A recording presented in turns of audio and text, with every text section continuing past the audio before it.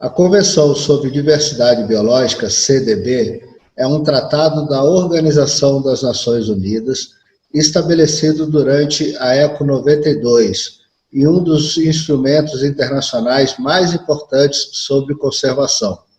O nosso convidado de hoje conhece como poucos essa convenção, pois ocupou entre 2012 e 2017 o cargo de secretário executivo da CDB. Para falar sobre esse e outros assuntos, converso hoje com o biólogo Braulio Dias. Nesta terça, o programa Diálogos sobre Ciência e Natureza recebe Braulio Dias, biólogo pela Universidade de Brasília e doutor em Zoologia pela Universidade de Edimburgo, na Escócia. Professor da Universidade de Brasília, Braulio trabalhou para as Nações Unidas como secretário executivo da Convenção sobre Diversidade Biológica, entre os anos de 2012 a 2017. Professor Braulio, um prazer recebê-lo. Muito obrigado por aceitar o convite. Obrigado, o prazer é meu, Marcelo. Braulio, como era estudar ecologia na década de 70? Então, eu me formei na UNB em 75 e a UNB foi uma das pioneiras na criação de cursos de pós-graduação em ecologia no Brasil. E isso surgiu a partir de uma cooperação entre Brasil e Reino Unido, né? Isso começou no final dos anos 60 com uma expedição científica chamada Cachimbo Roncador, a partir de um convite que a Academia Brasileira de Ciências fez para a Royal Society da Inglaterra e a Sociedade de Geografia da Inglaterra. E eles se interessaram muito na perspectiva de explorar, do ponto de vista ecológico, regiões que ainda estavam sendo abertas para a expansão da fronteira de colonização no Brasil. Então, isso vinha acompanhando a antiga ligação que os irmãos Vilas Lobos acompanharam, né, na expansão da ligação entre Brasília e Manaus. Então, isso atravessava. Então, essa expedição foi a partir do Rio Araguaia e entrando em Mato Grosso, né? E ali numa região de transição entre Cerrado e Mata Amazônica, e eles mobilizaram uma série de cientistas de diferentes instituições do Reino Unido, em particular pesquisadores, professores da Universidade de Edimburgo, na Escócia. E esse foi uma iniciativa muito bem sucedida do ponto de vista científico, e daí a Universidade de Brasília foi escolhida pela Academia Brasileira de Ciência como a instituição mais próxima dessa região para servir de base. E a partir daí iniciou um intercâmbio entre professores brasileiros e britânicos, e que resultou numa parceria para criar o curso de pós-graduação em ecologia na Universidade de Brasília.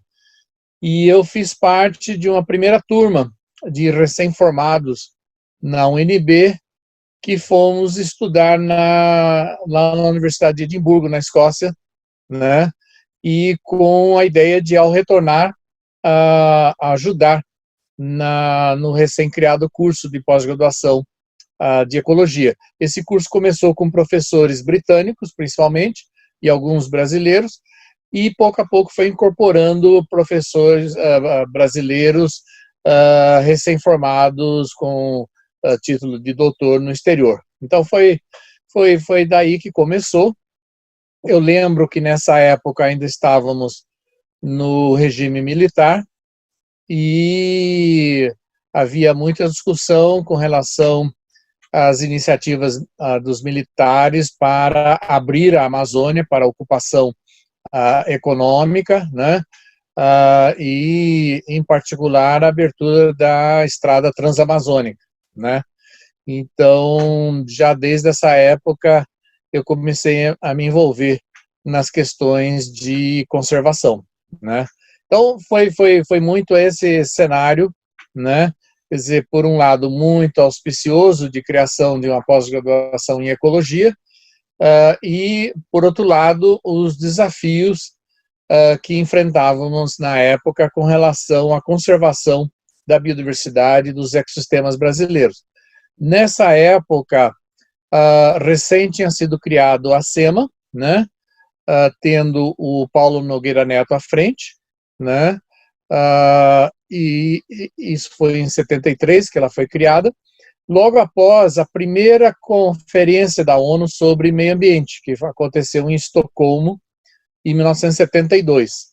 O governo brasileiro foi um dos governos, digamos, reacionários nessa conferência, defendendo o direito de poluir, falando, olha, a maior parte da nossa população precisa de emprego e renda e nós vamos desenvolver o nosso país, e se o preço que temos que pagar é poluição e desmatamento, nós vamos pagar esse preço. E vários outros países em desenvolvimento tinham posições semelhantes na época. Então, a Conferência de Estocolmo foi um grande conflito entre visões do mundo, entre os países do norte ricos e os países em desenvolvimento do sul, né? E o resultado dessa conferência foi muito pequeno, foi só um conjunto de princípios, não se negociou nenhum acordo em particular, mas permitiu a criação do PNUMA, do Programa das Nações Unidas para o Meio Ambiente, e estimulou a maioria dos países a criarem pela primeira vez órgãos governamentais ambientais, né, como foi o caso da SEMA no Brasil. Na mesma época, no Brasil, tínhamos a Diretoria de Recursos Naturais do IBDF, o antigo Instituto Brasileiro de Desenvolvimento Florestal, e esse departamento tinha à sua frente a Maria Tereza Jorge Pádua, que fez liderou um importante programa de criação de unidades de conservação no Brasil, começando pela Amazônia.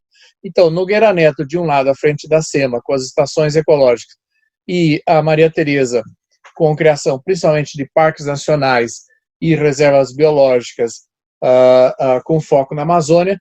Esse foi talvez o grande início, nos anos 70, de ações de conservação no Brasil. Claro que a gente teve antes a criação do Parque Nacional do Iguaçu, de Itatiaia, nos anos 30, mas até os anos 70, esse esforço de conservação no Brasil ainda era muito pequeno. No livro Ecologia e Evolução, o Valor das Pequenas Coisas, o professor Felipe Costa tem um artigo denominado Ecologia no Campo, Ecólogos no Campo de Chapéu.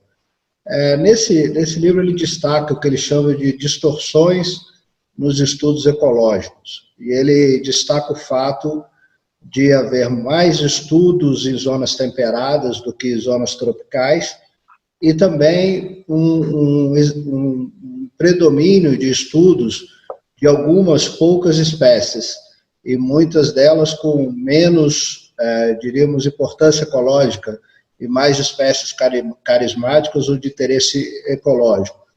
Isso que ele chama de distorções dificultaram traçar estratégias para conservação em áreas tropicais ao longo dos anos? Com certeza. Claro que a pesquisa ecológica feita nos países do norte tinha muito um foco nos trópicos. Então, os britânicos faziam muita pesquisa, principalmente na África, né? Os americanos na América Central, e havia esse interesse. E, claro, a maior parte da biodiversidade, a maior riqueza de ecossistema está nos trópicos, né? Então, havia essa busca, né, para tentar conhecer melhor a ecologia das espécies e dos ecossistemas, né?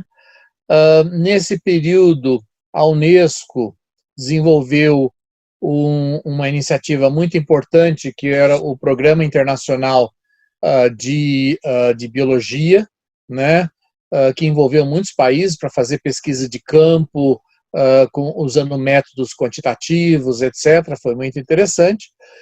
Depois foi criado o programa O Homem e a Biosfera, o MAB, né? Então, ambas iniciativas da Unesco. E, então, havia essa busca, né? Naquele período, nós tínhamos poucos cursos de pós-graduação nessa área no Brasil. Então, a maioria dos brasileiros buscando pós-graduação foram para o exterior. O que foi muito bom. Eu gostei muito de estudar em Edimburgo.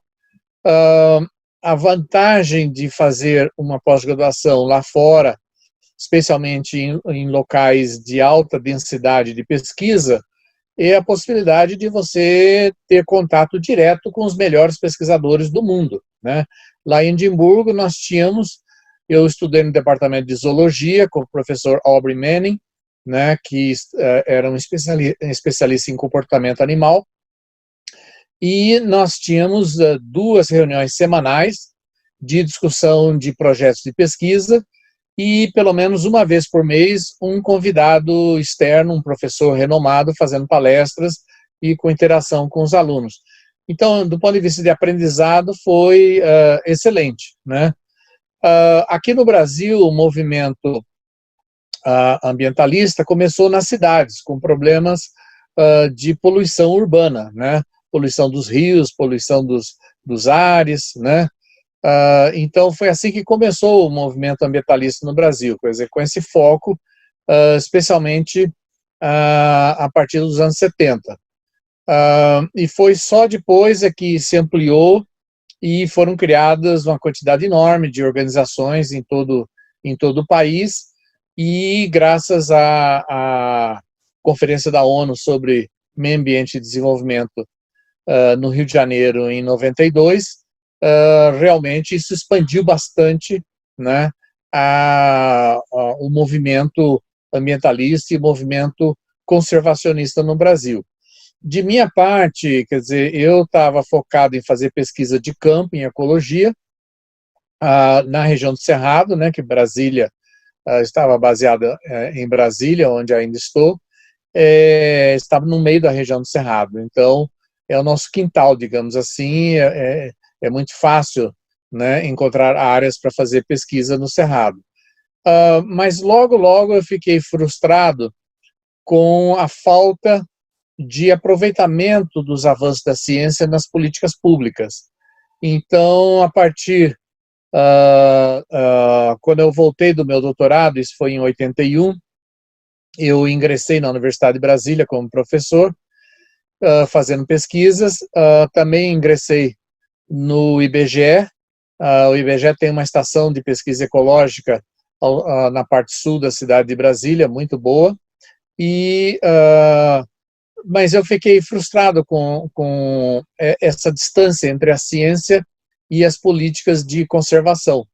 Então, logo, logo eu comecei a me envolver com iniciativas de conservação aqui no Brasil e no exterior, e finalmente, no início dos anos 90, eu fui convidado a assumir a diretoria de pesquisa do IBAMA, recém-criado. O IBAMA foi criado em 89, em resposta às pressões internacionais contra o Brasil. Parece o que está acontecendo agora, porque naquela época, diariamente na televisão, no final dos anos 80, o Brasil era manchete do mundo inteiro por causa das queimadas, né? Desmatamento e queimadas, principalmente na Amazônia, mas também Cerrado e outros biomas.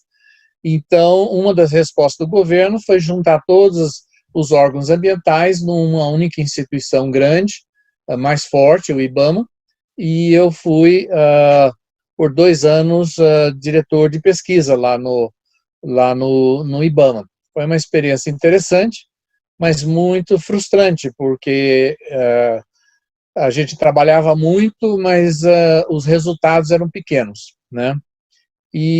Mas foi nessa época que o governo me convidou para que eu me envolvesse nas negociações do que veio a ser a Convenção da ONU sobre Diversidade Biológica. Isso no início dos anos 90, né? Então foi muito interessante poder explorar a ciência que eu conhecia bem de ecologia nos trópicos e a experiência incipiente que eu tinha de governança ambiental trabalhando lá no IBAMA, né?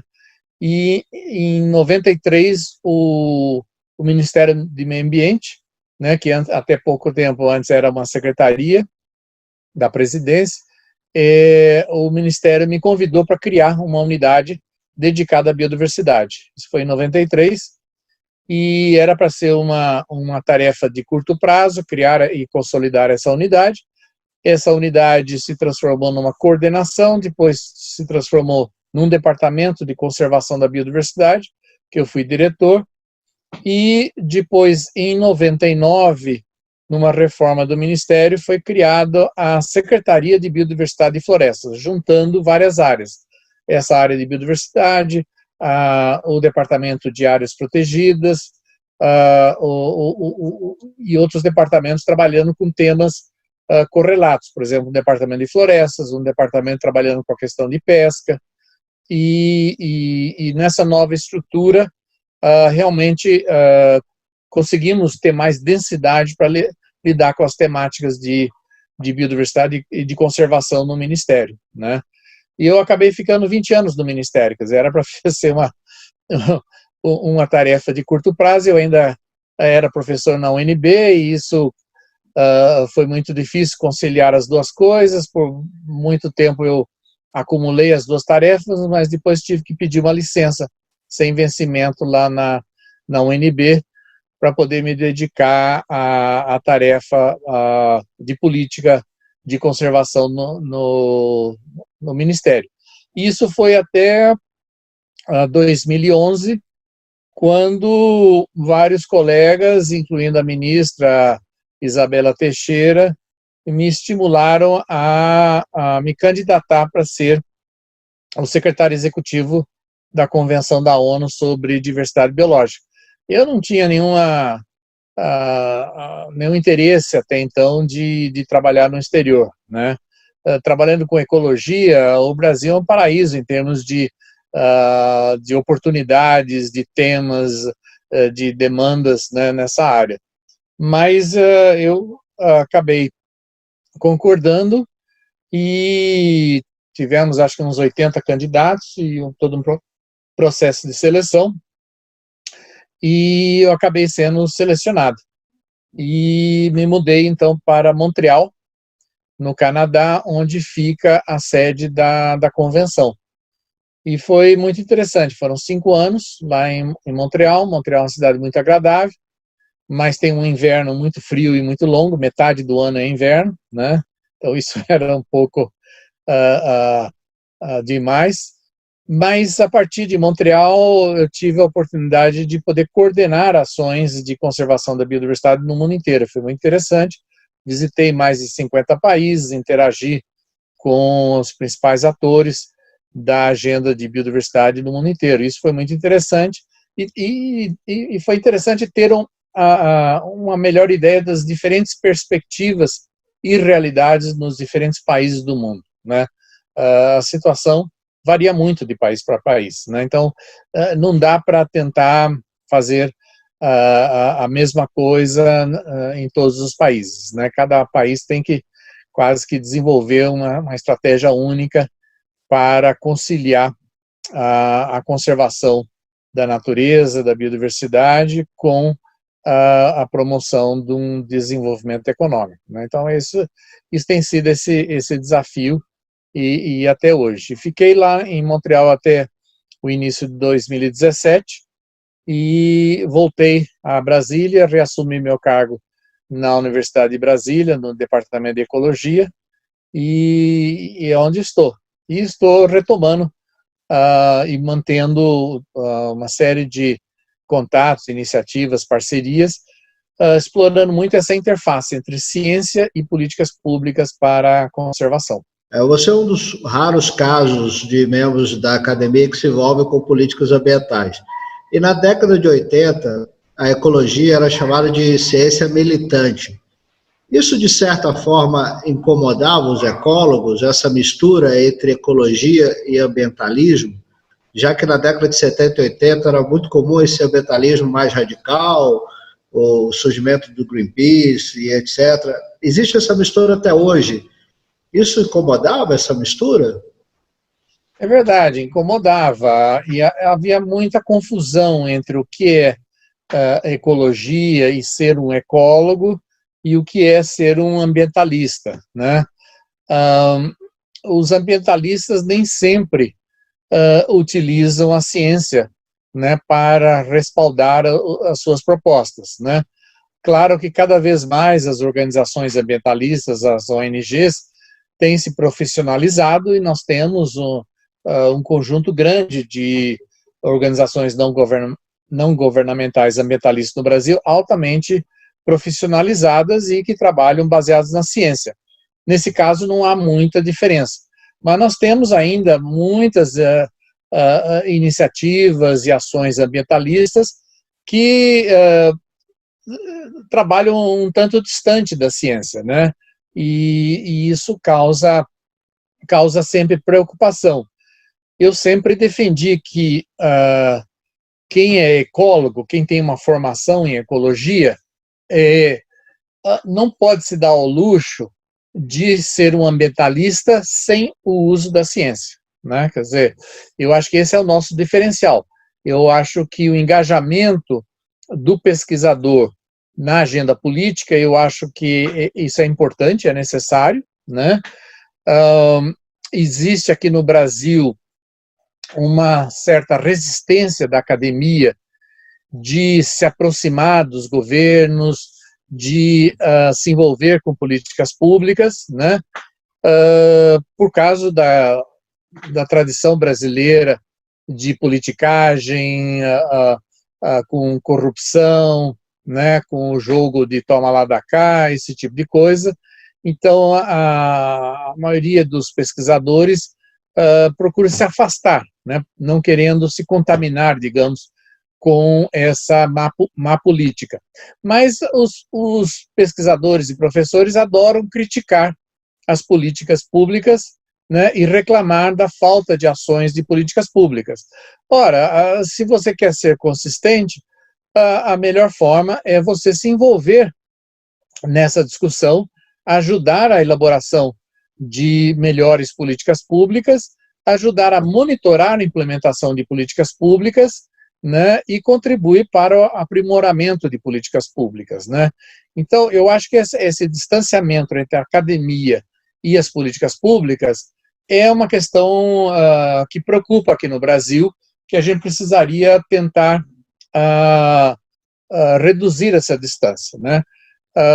Também existe distância entre a academia e o setor empresarial, né? Também com os mesmos argumentos, né? De críticas às empresas e não querer se contaminar por trabalhar junto.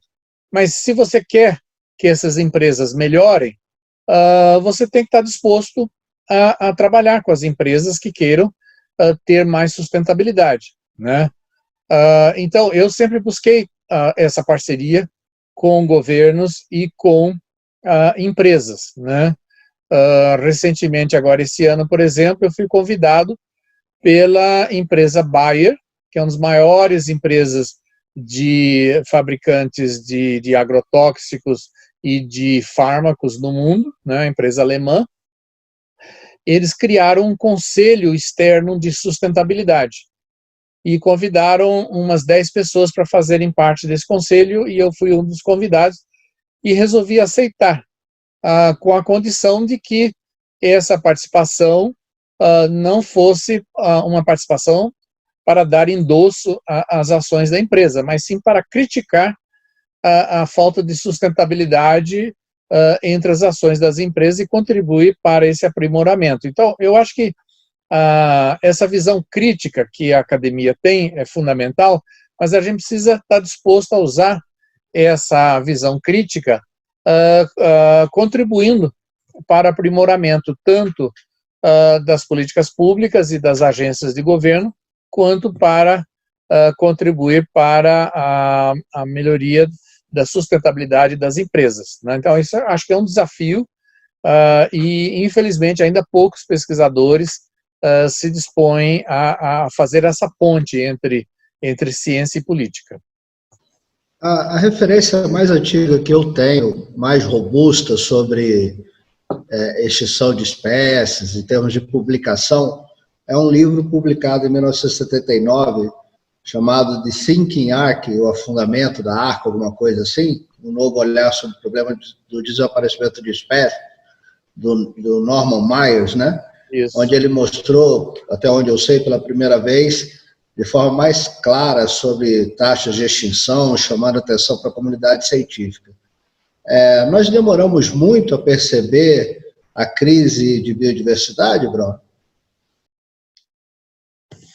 Eu acho que demoramos, e claro que é difícil você ter uma ideia do que está acontecendo com a biodiversidade a nível global. Isso exige boas estatísticas, exige monitoramento, né? Exige técnicas, né? E isso nos faltava, né? Quer dizer, as pesquisas ecológicas até poucas décadas atrás eram sempre pesquisas localizadas. Então você tinha pesquisas muito boas, mas numa pequena área sobre algumas espécies, né? Então é assim que a gente avançou em ecologia. Mas pouco a pouco os métodos estatísticos foram sendo aprimorados, né? Começamos a estabelecer indicadores, índices, né? Para comparar a biodiversidade entre áreas ou numa mesma área ao longo do tempo, e foram desenvolvidas metodologias, né? Por exemplo, eu trabalhei inicialmente com insetos, e a gente tinha já, de algumas décadas, métodos de amostragem quantitativa de insetos, né? Por exemplo, as tendas de Malais, as janelas de interceptação, os baldes com água para coleta de animais andando em cima do chão, as armadilhas luminosas. Então, a partir disso, começou um uso maior, acho que a partir dos anos 60, do uso desses métodos quantitativos. Isso começou a gerar, então, um acervo grande de informações quantitativas sobre populações e sobre comunidades, né? E isso começou a permitir a comparação entre áreas e o monitoramento de áreas ao longo do tempo, né? Então, isso vem sendo muito aperfeiçoado. Por exemplo, o Smithsonian tem uma famosa pesquisa de estação ecológica na ilha de Barro Colorado, lá no Panamá, no meio do Canal do Panamá, e lá, desde os anos 60, existem pesquisas quantitativas de monitoramento de populações e comunidades de insetos e de muitos outros organismos, né? Então, foi a partir desse acúmulo de amostragens quantitativas que começou a permitir uma constatação sobre alteração do meio ambiente, né? Então, porque aí nós construímos referenciais, linhas de base, e começamos a comparar se o tamanho das populações estava aumentando ou não. Por exemplo, lá no Reino Unido, existe a iniciativa mais antiga de monitoramento de populações de insetos, a iniciativa mais antiga no mundo, feito pela Estação de Pesquisa Experimental de Rothamsted, e usando métodos quantitativos de amostragem de insetos, né?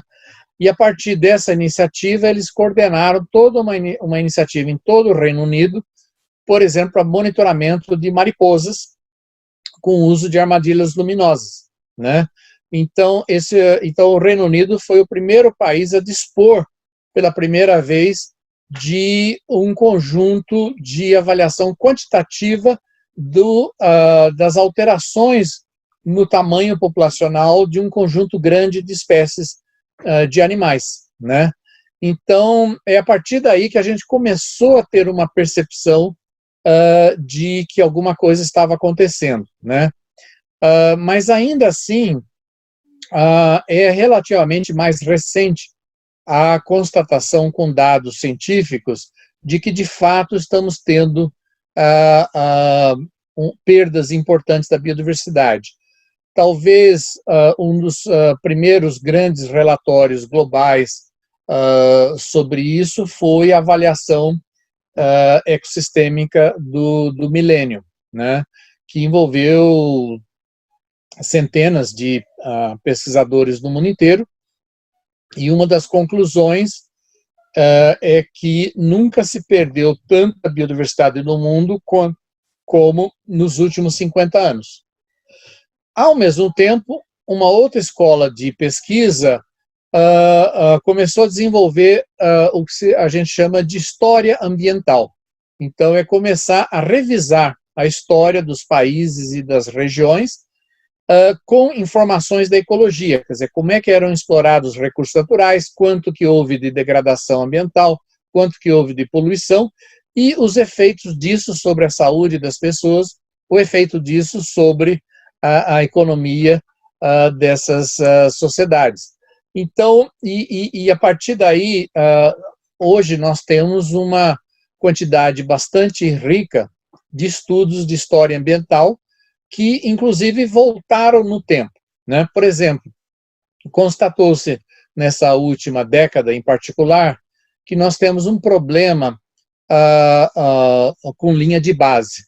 Então, em inglês se chama Shifting Baseline Problem, que é o referencial que cada um de nós tem, em geral, é de como era a natureza há poucos anos atrás, né?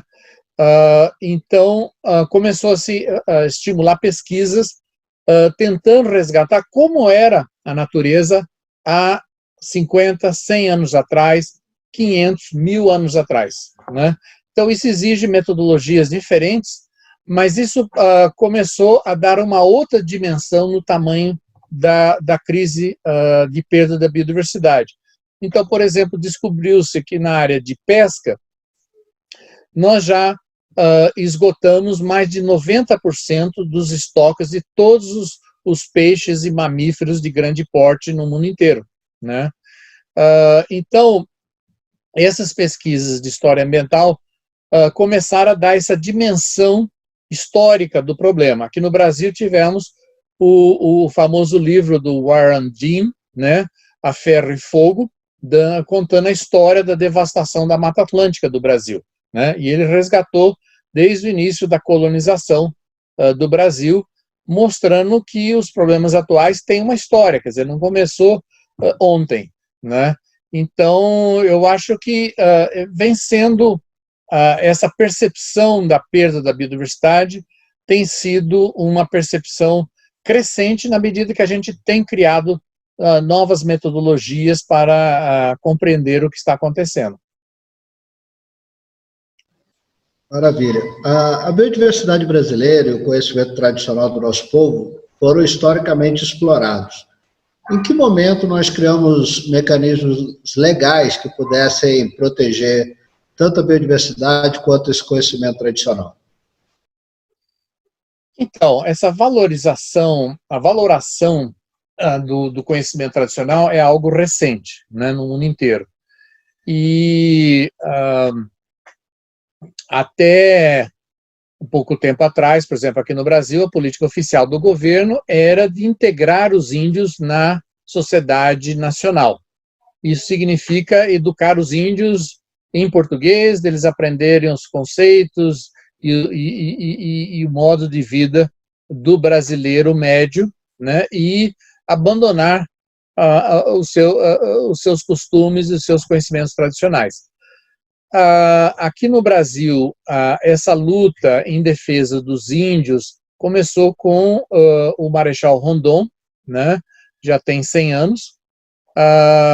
Ele foi encarregado pelo governo brasileiro a abrir estradas para colocar os postes e a fiação de telégrafos, né, e ele fez isso em todo o Brasil Central e na Amazônia, durante algumas décadas, né? E ele entrou em contato com grupos indígenas todo o tempo.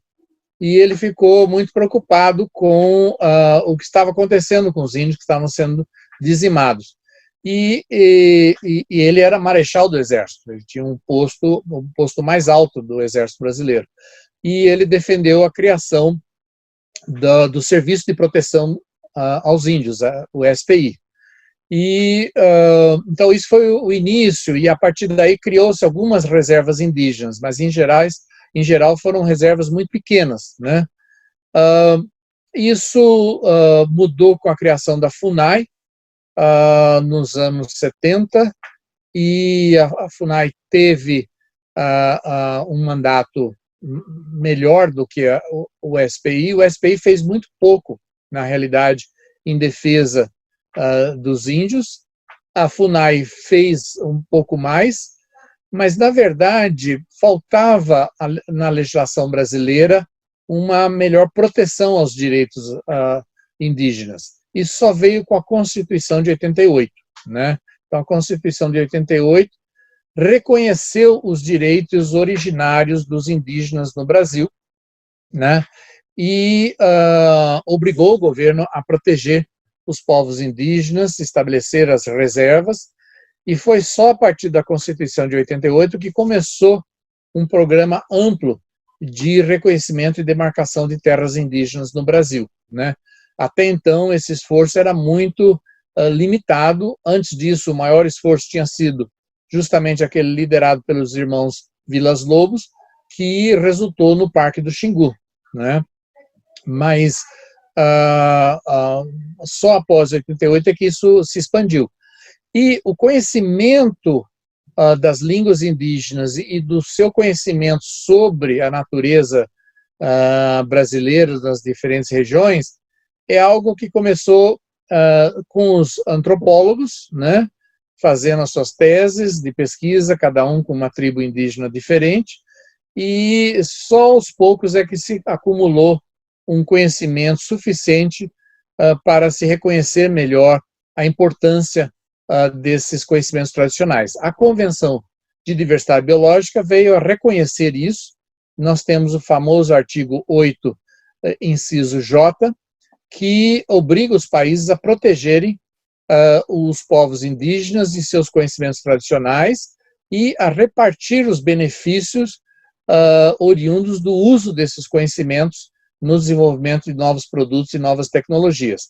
Então, isso é algo muito recente internacionalmente, né?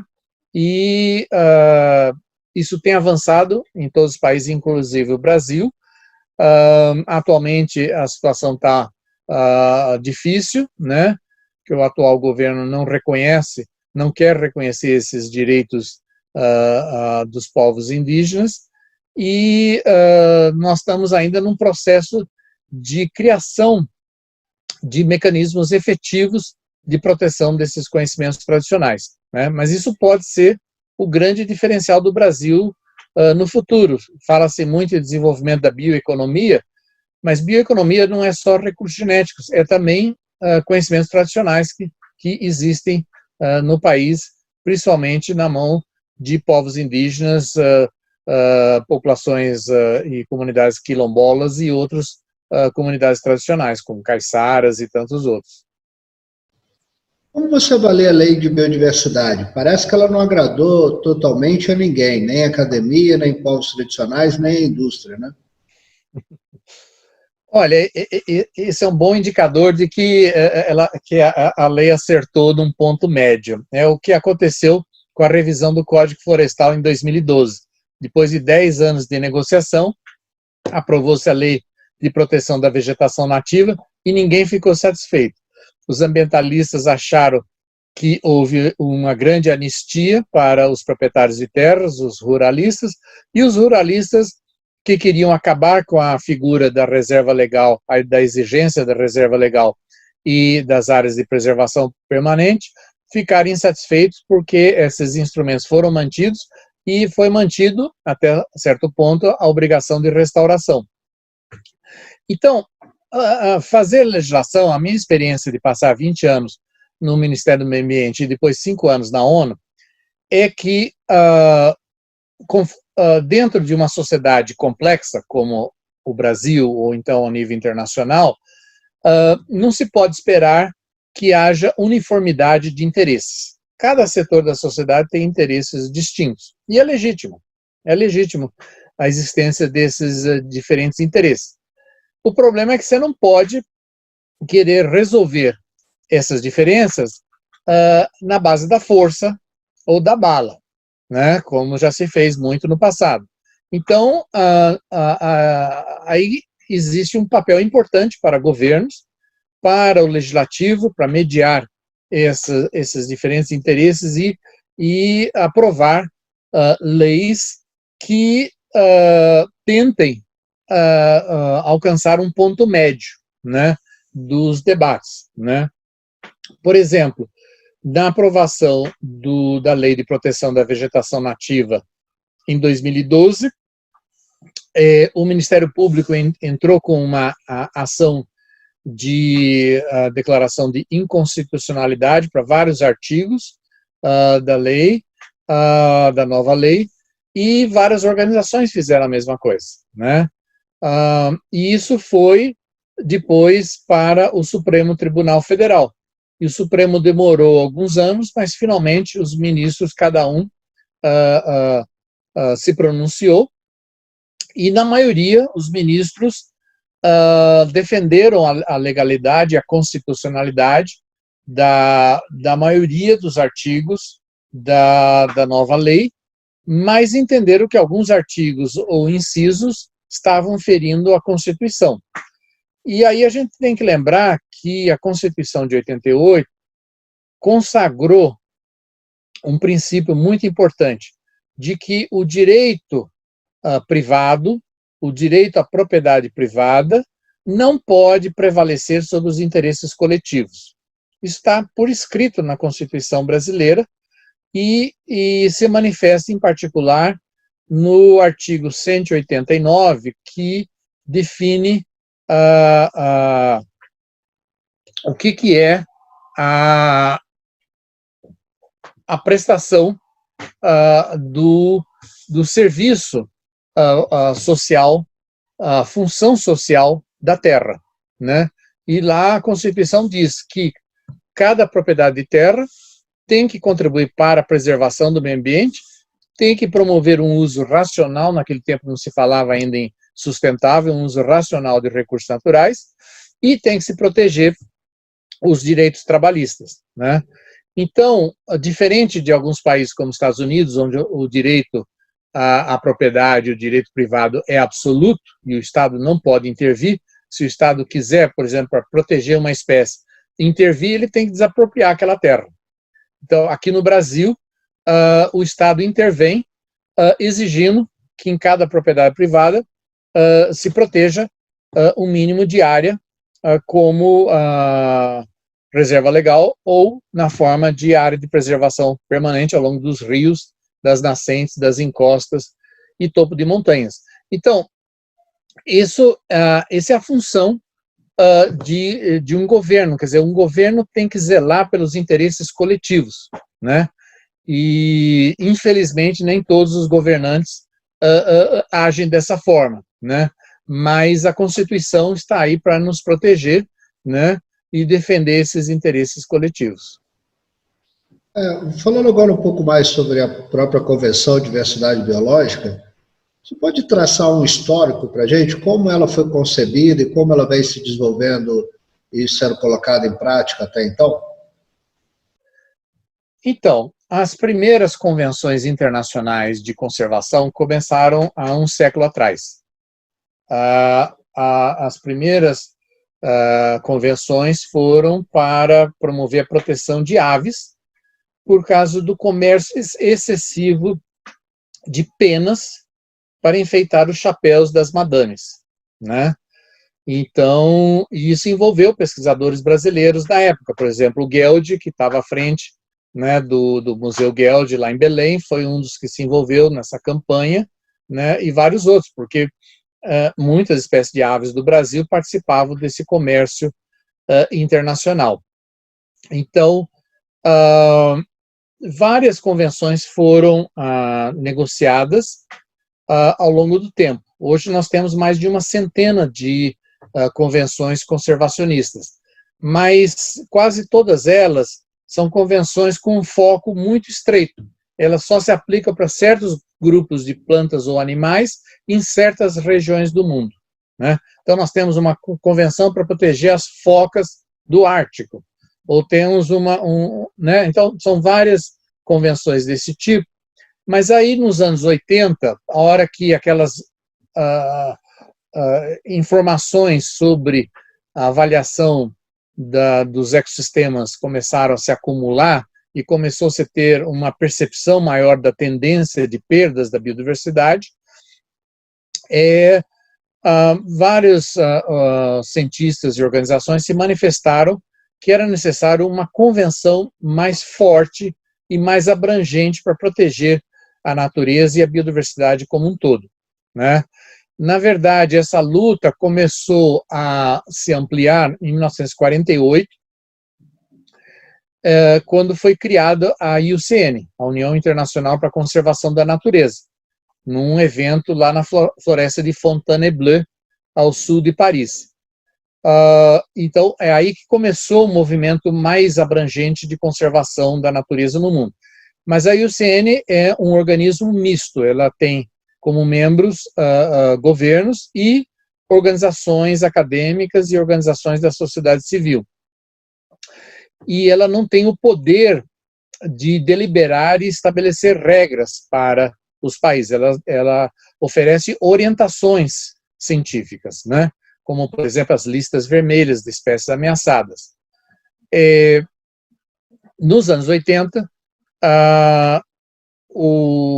vários pesquisadores americanos propuseram para a Academia Nacional de Ciência organizar um simpósio em Washington, em 88, que foi coordenado pelo famoso pesquisador Edward Wilson, de Harvard, e também auxiliado pelo Thomas Lovejoy, também bastante conhecido aqui no Brasil. E nessa conferência é onde se cunhou a expressão biodiversidade, que antes só se falava ou em natureza ou em diversidade biológica, e nessa reunião se cunhou a expressão biodiversidade.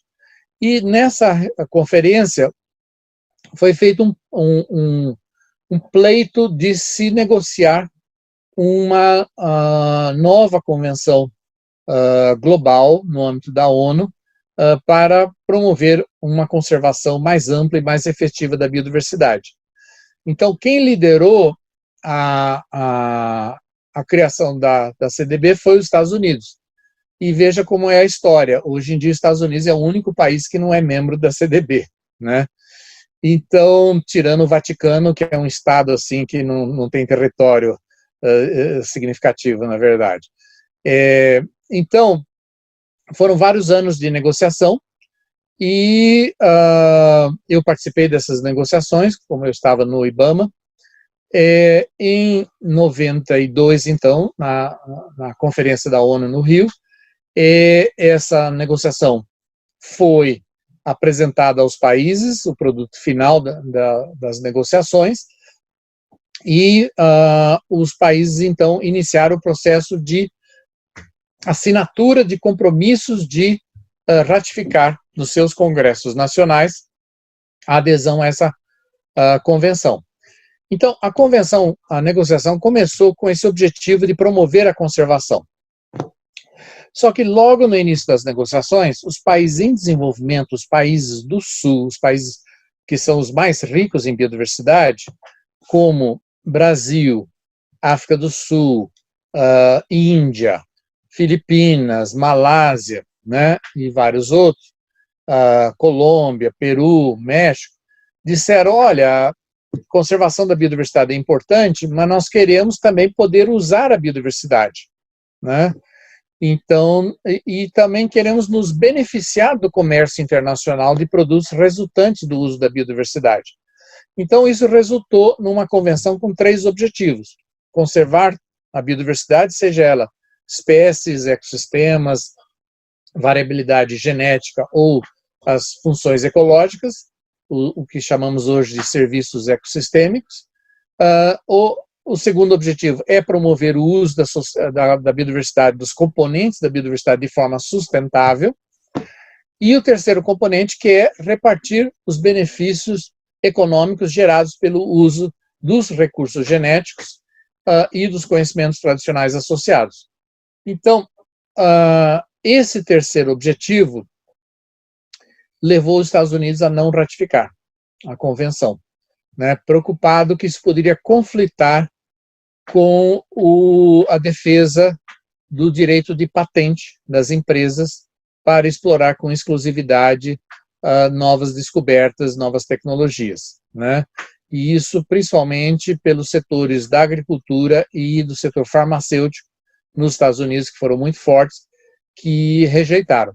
No governo Clinton, quase se conseguiu que o Congresso Nacional ratificasse a Convenção de Biodiversidade, mas um movimento de última hora desses dois setores conseguiu mobilizar os parlamentares americanos e não permitiram a ratificação.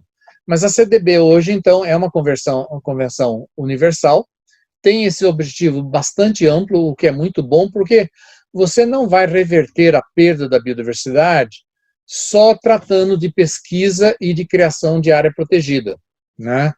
Por quê? Porque o que está destruindo a biodiversidade está fora dessas áreas protegidas.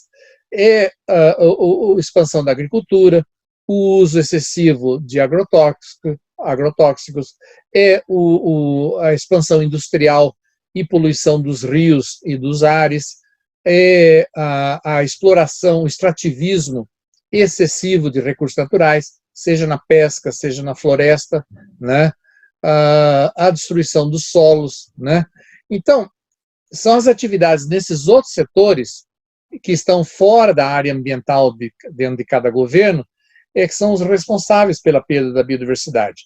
Então, a Convenção de Biodiversidade surgiu como uma convenção não só conservacionista, mas uma convenção de desenvolvimento sustentável, quer dizer, considerando a biodiversidade como um bem, como um recurso natural que precisa ser bem manejado, né, para trazer crescimento econômico sustentável, geração de emprego e renda, melhorar a qualidade de vida das pessoas, mas sem destruir a natureza, né? Então, esse é o dilema que a Convenção de Biodiversidade vive até hoje, né? E se você me perguntar se a CDB tem tido sucesso nessa empreitada, eu te diria que o sucesso é parcial. Muita gente critica a ONU, dizendo que a ONU só gasta dinheiro fazendo reuniões, e é muito blá blá blá, é muito documento, mas com pouco resultado no campo. Isso não é verdade. Nós temos hoje quase 30 anos da CDB, né? A CDB foi, então, adotada na Rio 92 e entrou em vigor em dezembro de 1993, né? Então, temos 27 anos aí da CDB. O que a gente fez? A CDB conseguiu estimular os países a melhorarem a sua legislação ambiental, e houve grandes avanços de legislação ambiental nesses anos todos. Houve muita intercâmbio de experiências nessa área, né? A CDB tem um mecanismo financeiro, que é o Fundo Mundial para o Meio Ambiente, né, o Global Environment Facility, ou conhecido como GEF, na sua sigla, e que financiou muitos projetos, milhares de projetos em países em desenvolvimento. Isso ajudou muito os países a consolidarem, por exemplo, seus sistemas nacionais de áreas protegidas, ampliar seus esforços de proteção a espécies ameaçadas, né? Dar atenção ao problema das espécies exóticas invasoras, né? Então, existe uma série de temas que avançaram muito em praticamente todos os países do mundo, graças ao trabalho da Convenção, né? Temas como biossegurança, né, no desenvolvimento da biotecnologia, temas como a repartição de benefícios. Então, esses temas só avançaram graças à CDB. Esse ano agora, em setembro, vai ser lançado o 5º relatório do Panorama Global da Biodiversidade, conhecido em inglês pela sua sigla GBO5, que vai fazer um resumo dos avanços na implementação das 20 metas globais de biodiversidade, chamadas metas de Aichi. E a avaliação vai ser lançada em setembro, a tempo de ajudar na cúpula de biodiversidade que vai acontecer em setembro na Assembleia Geral da ONU, né? Que esse ano deverá ser uma reunião virtual, na sua maior parte, por causa da pandemia.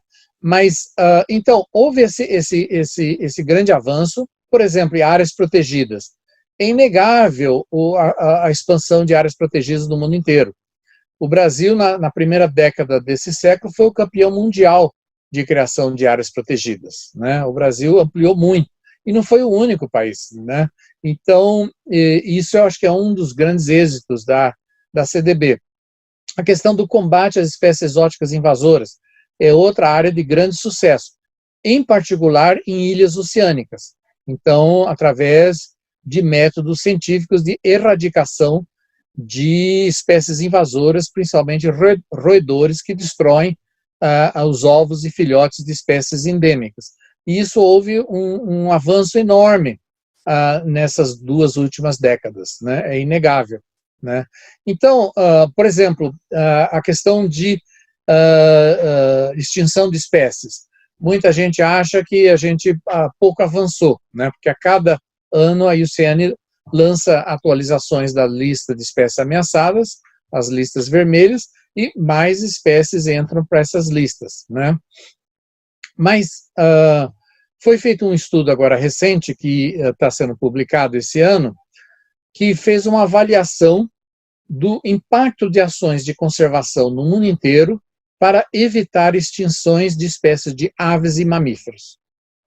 E o que se constatou foi muito interessante. Isso foi feita uma pesquisa de consulta a especialistas de conservação no mundo inteiro, e o que se constatou é que o número de extinções evitadas de aves e mamíferos nessas últimas 3 décadas, desde a entrada em vigor da Convenção, foi 3 a 4 vezes maior do que o número de novas extinções que ocorreram nesse período, né? Quer dizer, a gente ainda não conseguiu evitar, né, todas as extinções, mas as ações coordenadas de conservação conseguiram evitar mais extinções do que aquelas que vieram a acontecer. Então, isso também é muito significativo, né? Então, eu acho que é preciso reconhecer o impacto da CDB. A CDB não trabalha sozinha, a gente coordena 7 outras convenções internacionais que tratam de biodiversidade, a Convenção da CITES, né, de Comércio de Espécies Ameaçadas, a Convenção de Espécies Migratórias, a Convenção de Proteção de Áreas Úmidas e Espécies de Aves Migratórias, a Convenção de Ramsar, a Convenção do Patrimônio Natural da Unesco, a Comissão Internacional Baleeira, que cada vez mais está promovendo conservação e cada vez menos caça de baleias, a Convenção de Proteção de Plantas, da FAO, que é uma convenção antiga, o Tratado Internacional de Recursos Fitogenéticos. Então, existe todo esse conjunto e cada vez mais nós estamos trabalhando de forma integrada, cada vez mais as diferentes agências da ONU oferecem capacitação e apoio para os países implementarem seus compromissos ambientais, e finalmente agora, muito recente, talvez nesses últimos 2 anos, a gente está começando a ver uma mudança de rumo, porque está claríssimo para mim que sem engajar os demais setores da sociedade, nós vamos fracassar. Quer dizer, nós técnicos da área ambiental, por melhor trabalho que a gente fizer, nós não vamos conseguir evitar as extinções e o declínio da biodiversidade em todo o mundo, sem o engajamento dos setores que promovem essa destruição. Então, o que nós temos visto agora mais recentemente, por exemplo, a partir dos protestos, das grandes queimadas que ocorreram na Amazônia no meio do ano passado, é manifestações de governos e manifestações de empresas, né, que compram e comercializam produtos originários aqui do Brasil e da Amazônia em geral, e, mais recentemente, manifestações de empresas do setor financeiro, os bancos e os grupos de investimento, informando que se o Brasil não reduzir desmatamento e queimado dos seus ecossistemas, lá fora o pessoal só pensa em Amazônia, eles não sabem que tem Cerrado, que tem Mata Atlântica, que tem todos esses outros biomas, né? Mas é impressionante a avalanche de pressões contra o governo brasileiro, e recentemente essas pressões, com carta aos embaixadores de Brasil no mundo inteiro, com cartas, por exemplo, manifestos de cerca de 40 líderes de empresas brasileiras, né, dizendo, basta, isso tem que acabar. Quer dizer, o desenvolvimento econômico do Brasil não pode pagar esse preço de queimar o nosso capital natural, né, que são os nossos recursos naturais, nossa biodiversidade. Então, apesar da situação, nesse momento, estar muito crítico, porque esse governo não reconhece a importância do meio ambiente, não reconhece a importância e o valor dos indígenas, etc., os outros países estão cada vez mais avançando na direção do desenvolvimento sustentável e estão enviando um sinal muito forte para o Brasil, de que ou o Brasil se alinha a isso, ou o Brasil vai deixar de receber investimentos financeiros internacionais e vai perder mercado. Então aí começa a doer no bolso, né? Que é talvez uma das melhores estratégias para mudança de comportamento que existe. Eu me lembro a crise de seca que tivemos acho que foi em 2001, no governo Fernando Henrique, que causou uma grande crise de oferta de energia hidrelétrica no Brasil, né? Porque o nível dos reservatórios abaixou bastante. Então, o que o governo fez? Aumentou significativamente a taxa de consumo de energia. No dia seguinte, todo mundo foi para as lojas comprar as lâmpadas modernas, que são mais caras, mas que consomem muito menos energia, né, do que as tradicionais lâmpadas incandescentes, porque as lâmpadas incandescentes produzem mais calor do que luz, né? Então, isso foi uma mudança tecnológica no Brasil. Essas lâmpadas mais eficientes já existiam, mas eram caras e as pessoas não queriam gastar o dinheiro, mas trocando essas lâmpadas, reduziu a conta de luz, né? Então, eu acho que a gente tem que entender, no movimento conservacionista e ambientalista, que nós temos que cada vez mais entender esse aspecto da economia. Quer dizer, as pessoas raciocinam muito e tomam muitas decisões baseadas em questões econômicas. Se a gente não levar isso em consideração, vai ser muito difícil de mudar o comportamento das pessoas, né? Então, eu acho que nós estamos num momento muito interessante no Brasil, triste por um lado, mas promissor por outro, com a perspectiva de termos grandes mudanças e, finalmente, a questão da conservação da biodiversidade passar a ser um tema central na economia do Brasil, porque até agora não é, nunca foi, né? E vai ser a despeito do governo, quer dizer, por pressões dos outros países, por pressões do mercado, por pressões do setor financeiro, né? E o governo vai ter que mudar. Não só o governo, as empresas. Quer dizer, desmatamento na Amazônia é estimulado pelo comércio de 4 commodities. É soja, carne, né, de gado, bovino, madeira e ouro, né? A soja, tivemos já mais de 10 anos do acordo voluntário da moratória da soja, feita entre ONGs liderados pelo Greenpeace e WWF, e tendo grandes empresas compradoras de grãos do outro lado. Então, foi possível chegar num acordo, né? Claro que para forçar as empresas a entrar nesse acordo, o Greenpeace jogou muita pedra nas vidraças dessas empresas, e finalmente as empresas chegaram à conclusão que era melhor fazer um acordo, né? E fizeram, e mantiveram até agora. E temos alguns acordos na questão de carne, e alguma coisa de acordos na área de madeira, mas muito pouco. Mais de 90% de toda a madeira comercializada no Brasil é de origem ilegal, todo mundo sabe disso, e todo mundo compra essa madeira ilegal. Nós precisaríamos ter um movimento aqui no Brasil das empresas cumprirem o que elas estão declarando, né, de que estão preocupadas com a devastação da Amazônia, do Cerrado e de outros ecossistemas, e pararem de comprar madeira ilegal, pararem de comprar soja e carne de origem ilegal e pararem de comprar ouro originado nos garimpos ilegais, principalmente na Amazônia, né? E aí eu acho que a gente vai ter uma grande mudança. Braulio, você citou as metas de Aichi, né? Além das metas de Aichi para 2020, nós temos os Objetivos de Desenvolvimento Sustentável para 2030. Você acha que essas metas serão revistas ou de alguma forma afetadas por esse período de pandemia? Então, a pandemia, além do grande impacto na saúde das pessoas, está tendo um grande impacto econômico, né? As previsões, por exemplo, aqui no Brasil, a redução do crescimento econômico, do PIB do Brasil, vai ser de pelo menos 9%. Isso é uma queda enorme. Nunca tivemos uma queda tão grande no PIB aqui no Brasil. Isso no mundo inteiro está acontecendo. E isso é o lado ruim.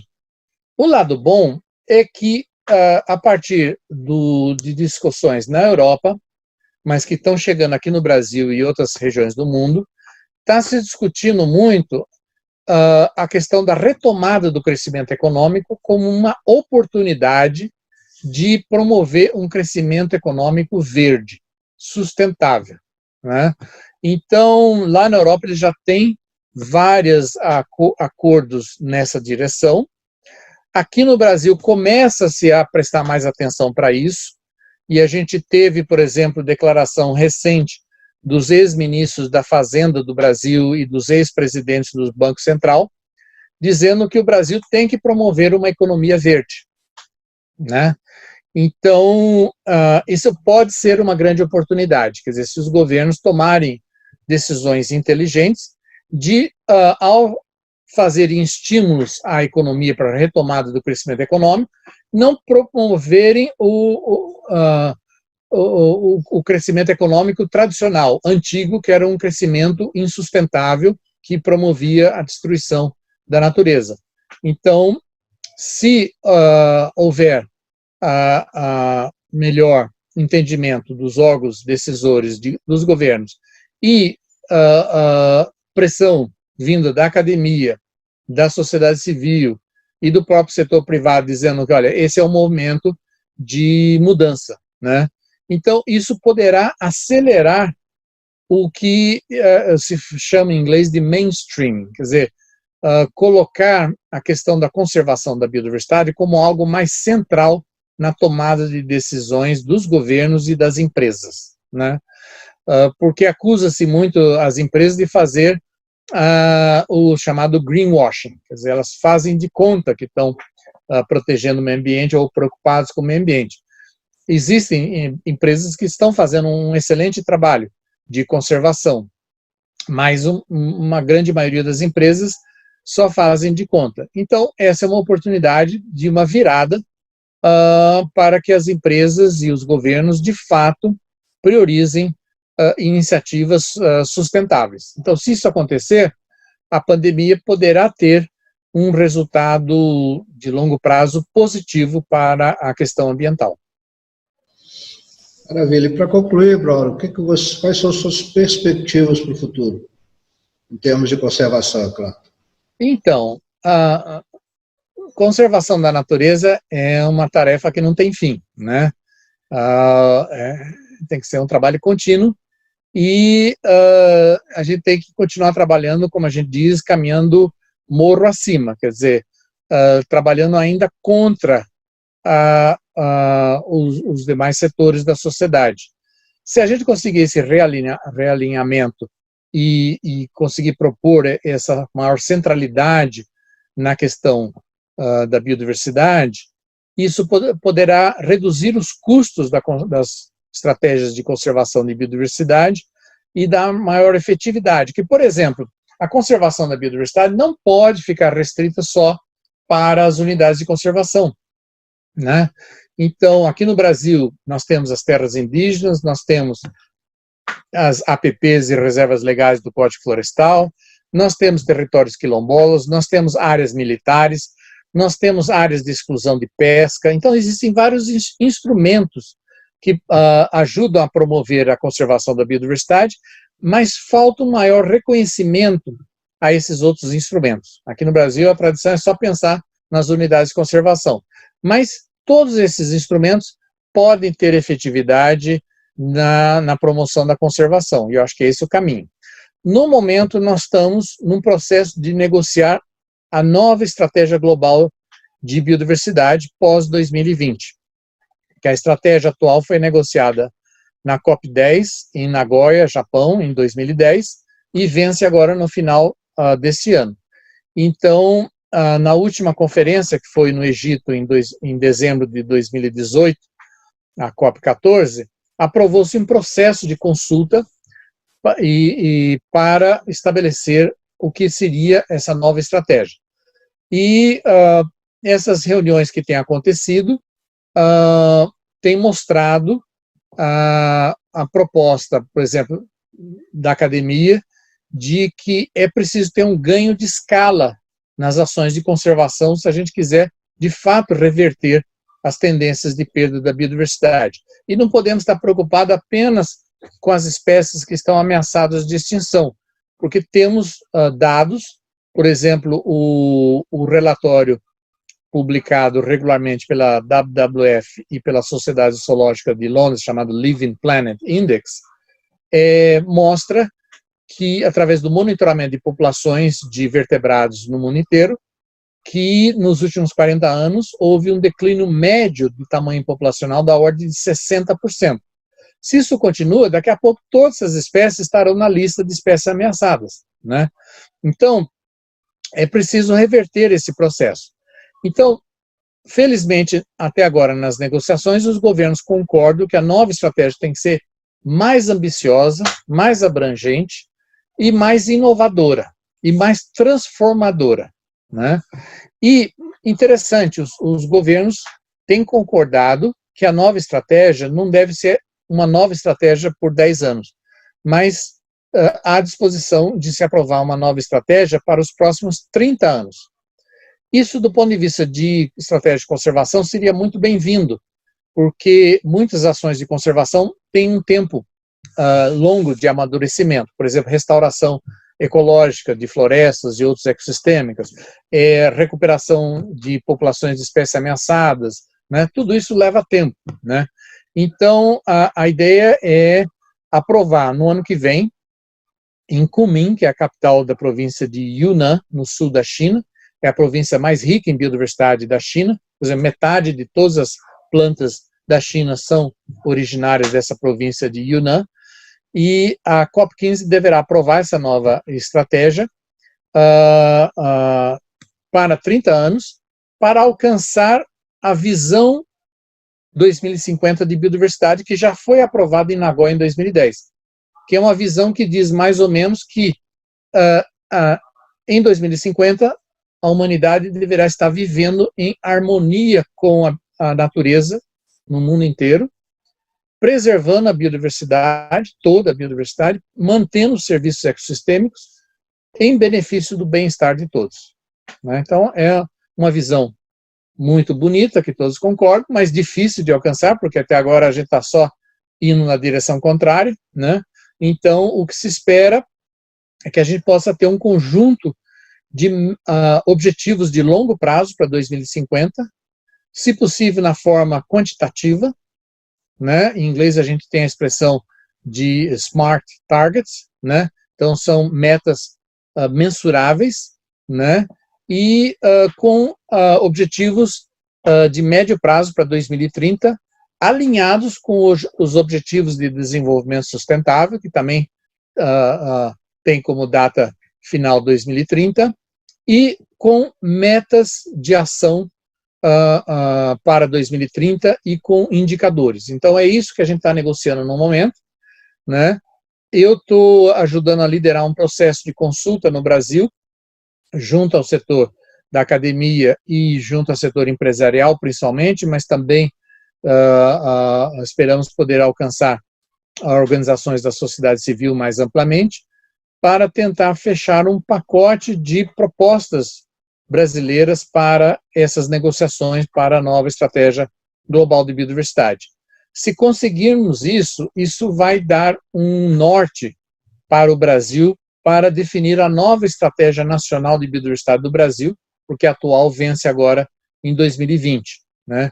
Então, tendo uma estratégia global ambiciosa e forte, vai nos ajudar aqui no Brasil a retomar uma agenda forte de conservação da biodiversidade num futuro próximo. É assim que eu espero. Paulo, muito obrigado. Para mim foi um prazer, uma honra conversar, te ouvir essas histórias. Espero que você tenha gostado, que tenha sido para você também uma manhã agradável. Muito obrigado, Magela. Foi um prazer e foi ótimo poder compartilhar essas ideias. A conservação da biodiversidade é um trabalho coletivo, então eu acho que temos que juntar forças e continuar lutando. Muito obrigado. Muito bem, pessoal. Esse foi mais um diálogo sobre ciência e natureza. Nos vemos na semana que vem com mais um convidado. Grande abraço.